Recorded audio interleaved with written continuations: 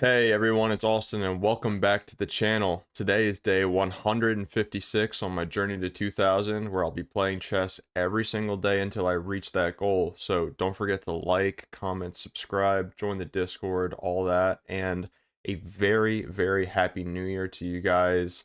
Last night I know that I was out having a good time celebrating the new year. I hope that you were too. I wish you all the best. I hope that you achieve all your goals in 2024. And without further ado, let's swap the scene and jump into the 10-minute pool.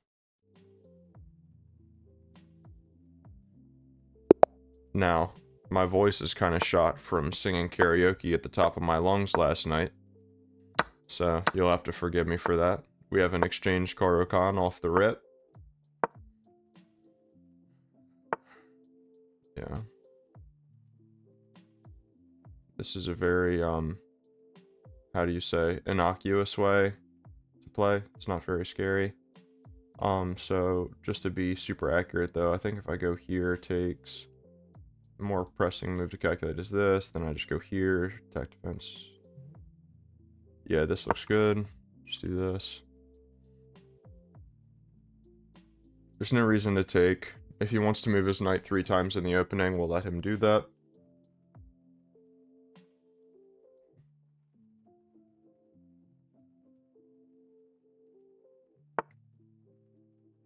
Interesting.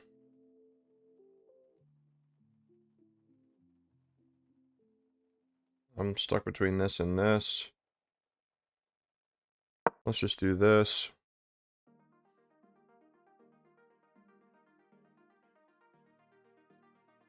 feel like he has that move, which is kind of a funny move.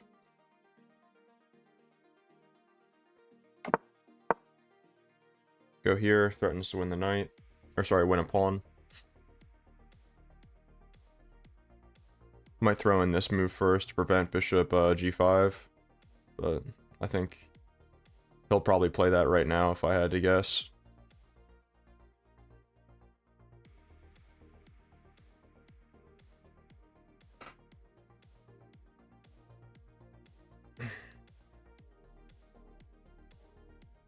Yeah, man.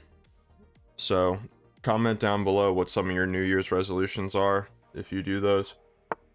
If not, comment down below what some of your goals are for the new year. Wow, I have an absolutely beautiful position. Opponent has really done nothing to challenge me so far.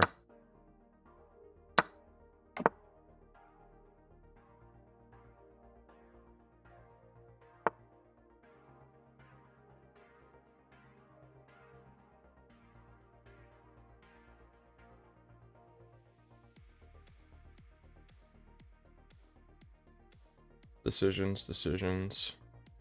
This might be a good idea. There's no reason for me to go queen there because that pawn isn't even hanging. He hasn't developed his bishop yet. So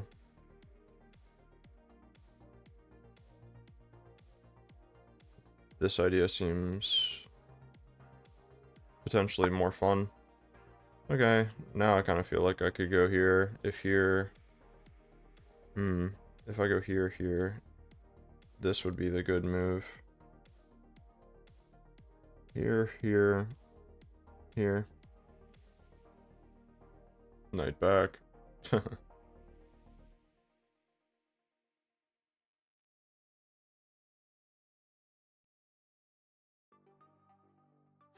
I really making progress in that position? I guess my queen's on a5 and then I can push b5.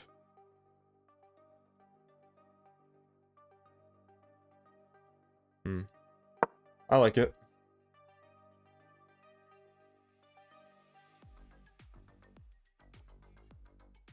And we have to remember that when the knight steps away from this square gets freed up for this knight.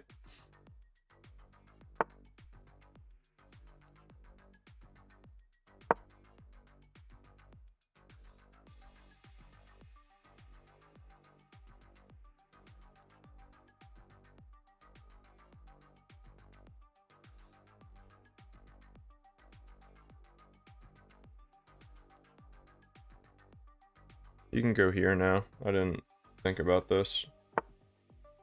Yeah, I don't like that. This is definitely the best way to proceed, in my opinion.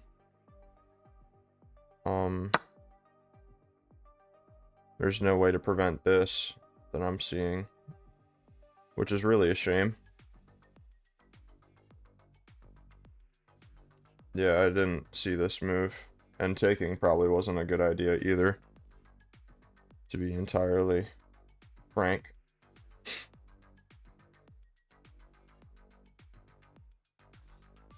So if I go here, he just goes here, and he can hang on to the pawn pretty easily.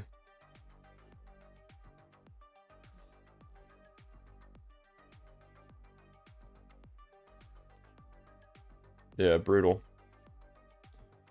Okay. It's alright, made a mistake. Happens. I definitely think this is a good spot for the knight, so let's just do that. I think very clearly his move is b4 here. In response, I'm kind of thinking king or queen up and then trying to undermine the pawns, but then we have this whole thing going on, so I might just come back with my queen to here, try to go knight here, play more in the center. He doesn't have a passed pawn or nothing yet, but I definitely think this is the vibe.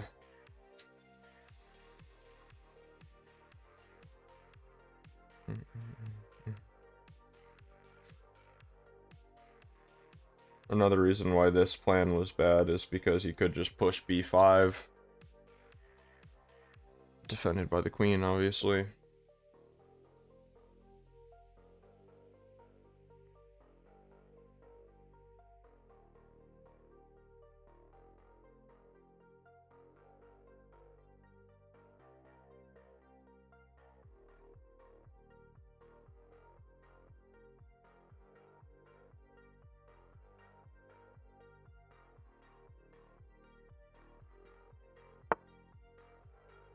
Wow.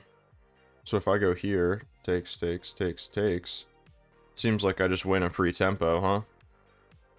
Here, bishop back, rook here. Seems like a good way to be. And I just get a strong center.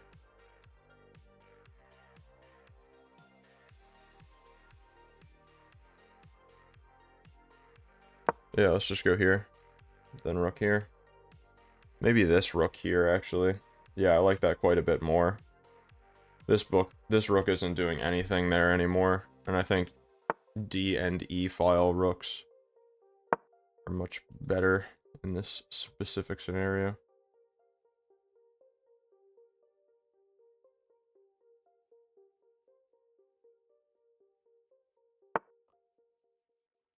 Interesting.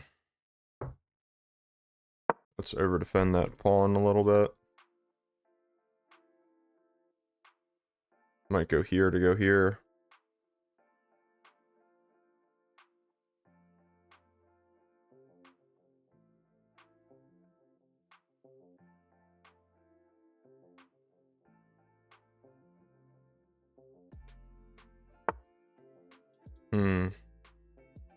Okay.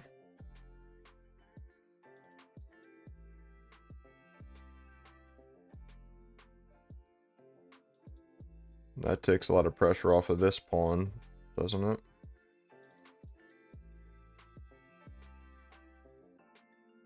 So if I play takes,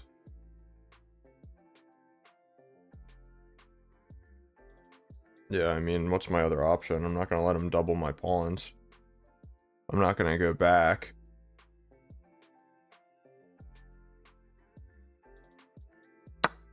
Let's do this.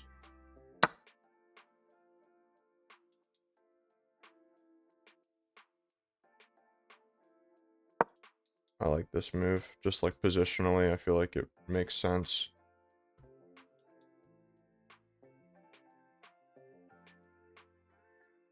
Gonna be trying to come in hot with these moves.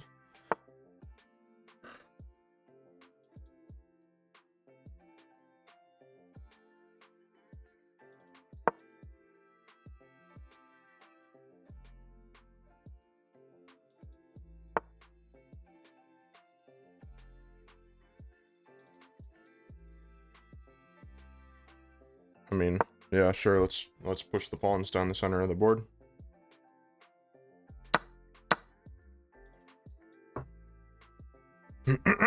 Excuse me.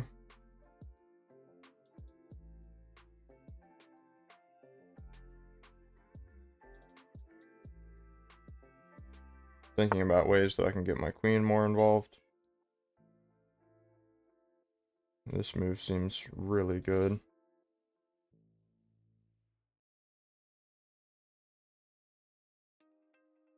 I mean, this is just my passed pawn, right?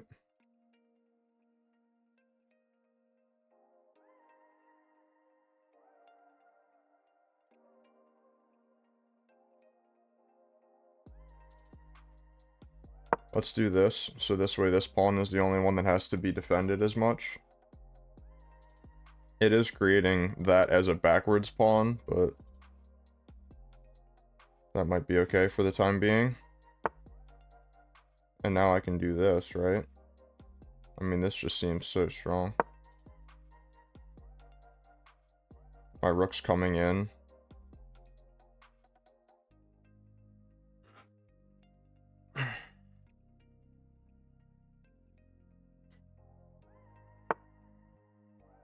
Yeah, baby.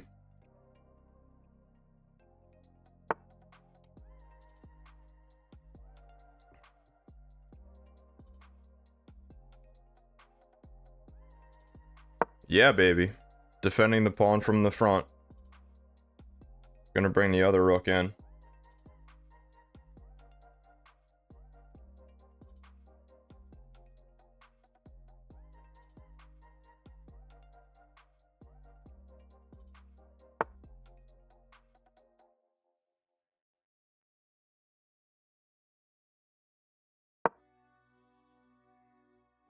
You're moving my queen. You're moving your queen to everywhere where I want it to be.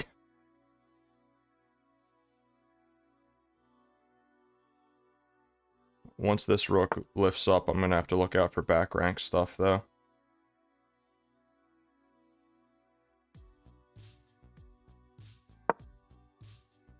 He has no checks on the back rank right now.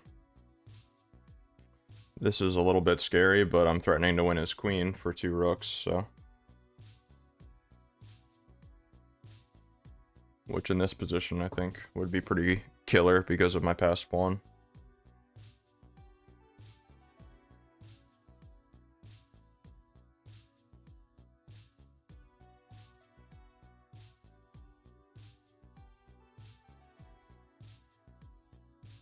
I can also just start gobbling in this direction. Okay. So if I block with the queen, is there any advantage to that? I think I should just go here. Because I kind of want my queen to be on the board. If I go here, he has this check, which I don't care for.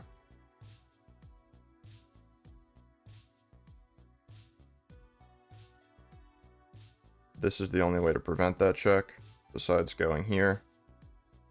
If I go here, he has this check, forcing the queen trade.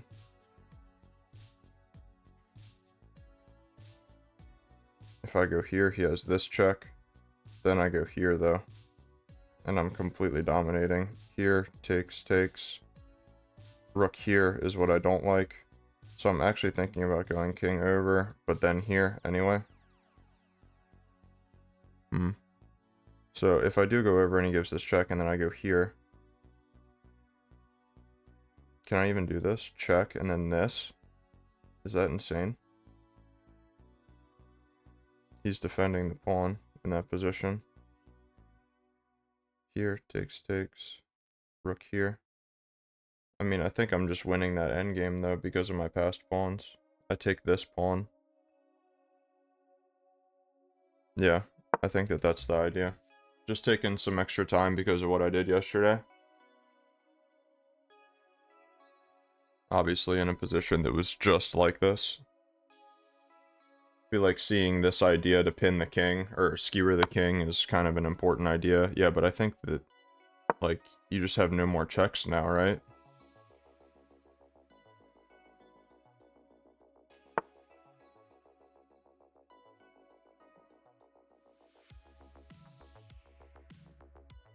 What if I go here now? Threaten the pawn a third time, and you have no way to defend it at all. You have no checks. I mean, this just seems like insane. This happens.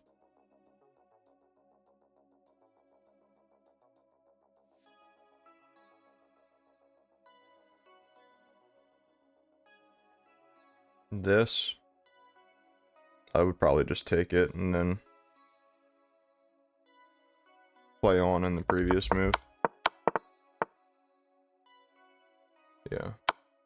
But now this comes. Good game. Yeah.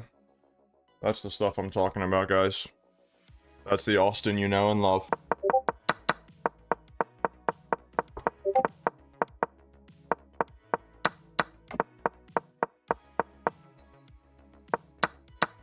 Yeah, this was an inaccuracy because I completely missed this move. And then here, it was still better to go back than to trade. Okay, I thought my knight in the center was a good piece.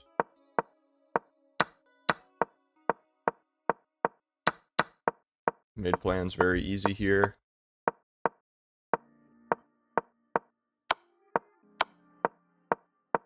Look at this, guys.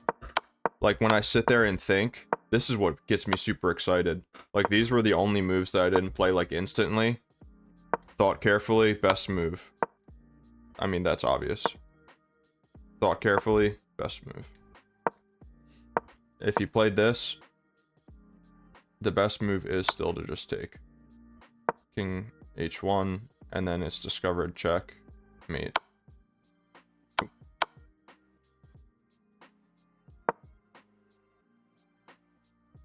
Rook h1 mate is crazy.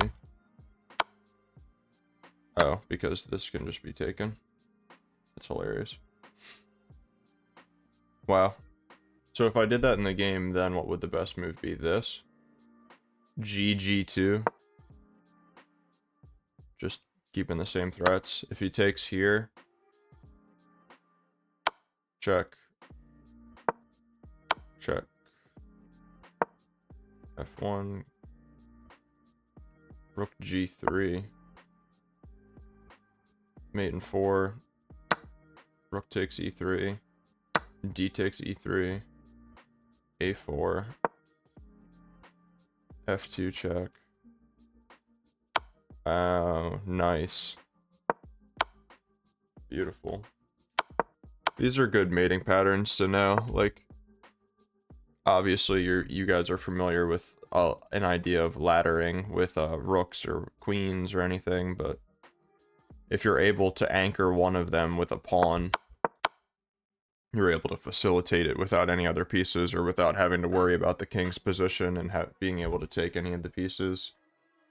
So, I just wanted to glance through first. We're gonna actually go through in more depth, but I played this one at a 91, with no inaccuracies, or sorry, no mistakes, misses, or blunders.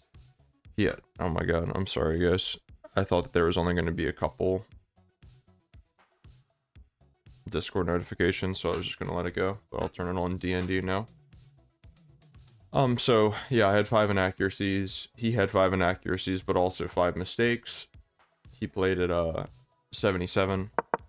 So, it was the exchange CARO-KANN where knight c3 is a fundamentally inaccurate move. You guys have heard me say this a lot, so I'm sorry for the ones that have heard me say this too much, but this construction is very weak, as you saw me exploiting on the queen side during the game.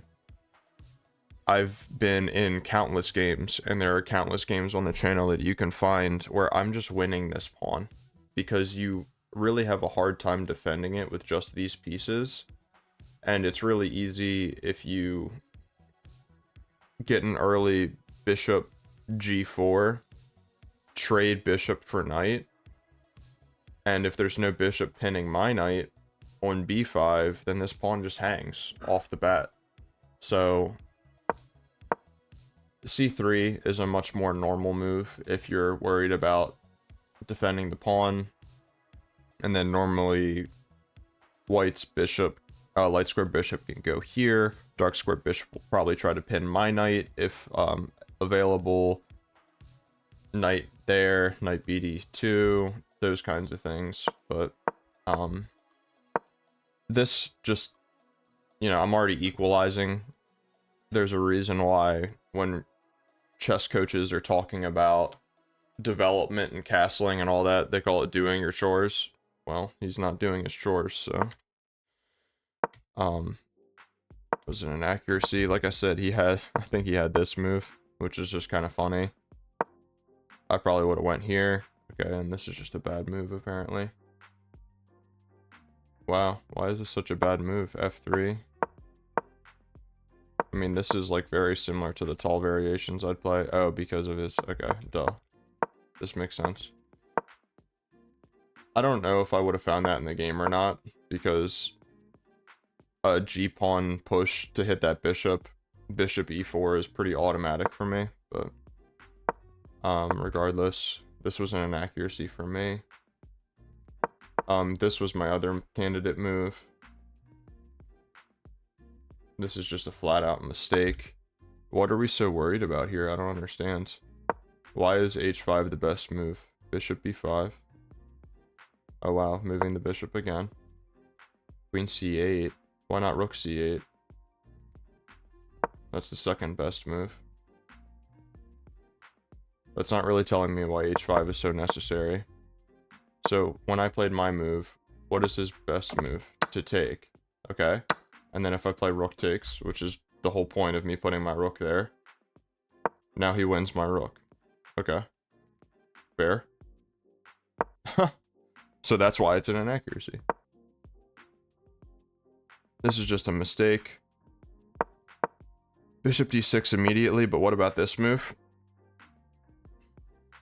Then it makes me feel like I have to come back, h6, and then here. Then what? Just castles.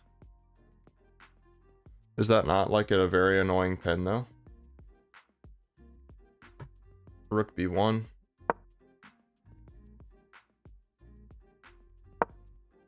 Knight b4.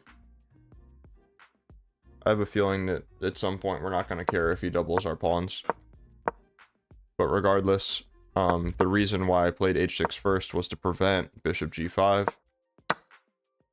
And then it's very common in these CARO-KANN structures where you have your main pawn, let's say, structure on the light squares. Your light square bishop isn't as good as your dark square bishop.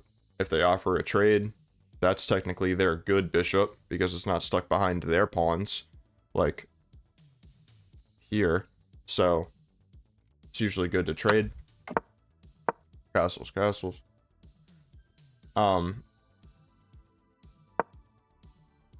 A6, just trying to mobilize on the queen side. Yeah, queen c7, a little bit better, sure. And then this makes sense given this move. Here, I'm gonna guess knight here is probably the best move. No, I think knight here is maybe the best move. No. Knight takes d4. Wow. That's a beauty. It's another reason why, like, you just need to play c3. Like, let me manufacture a position real quick. And let's say it's still white to move. Now, like, that's just not possible anymore, right? Because you just take with the pawn. It's, yeah, like, c3 is a very important, in my opinion, positional move to play when you're playing the exchange CARO-KANN with white. Taking wasn't the best move. It was better to just defend the pawn. I didn't feel like going backwards with my queen. I ended up having to later anyway. So that was a little bit short-sighted of me. But now this is a mistake, and I didn't find the best. I thought about f5 right away, but it just felt like I needed to bring my rooks to the middle first. 97, but this knight ended up being, like, so good. I mean, like, this makes sense.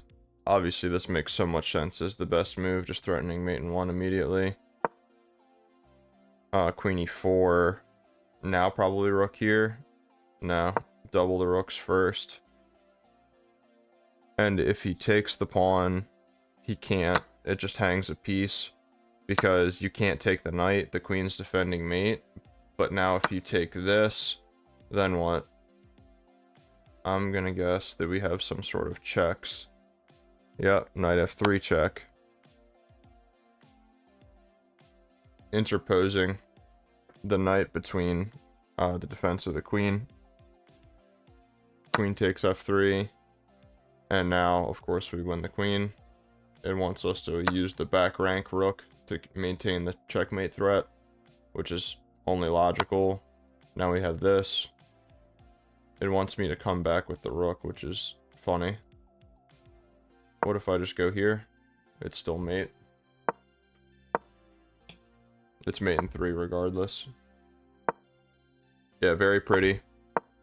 I was so excited about getting my rooks on the 2nd rank because I'm usually very, very bad at executing this. So, like, every single chess YouTuber, you will hear them say over and over again, like, oh, pigs on the 2nd, pigs on the 7th. Like, oh my god, Castle Mania. But it's really hard to execute this well. And tell me in the comments if you agree, because you really have to be careful about your back rank being exposed. Not just to, like, checkmate on the back rank, but if they get some sort of perpetual with their queen infiltrating, or if they end up being able to come in and scoop up all the pawns, and then, like, let's say he was able to win this pawn, and then my knight's hanging, all those kinds of things. I feel like it's more difficult to execute than what they let on.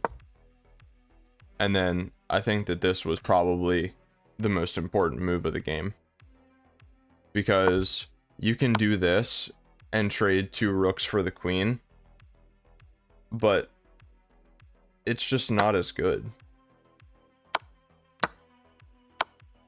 And, like, I'm getting in with everything. H1. It wants to go for mate, so it wants knight e5. If this, we're just checkmating. And I guess he needs to give away all of his pieces to prevent it, yeah. Yeah, it wants to take the rook instead. But fair enough. This was an inaccuracy by him. Yeah, so I think I covered all my inaccuracies. That felt like a fantastic game. Said he played like a 1700, and I played like a 2150.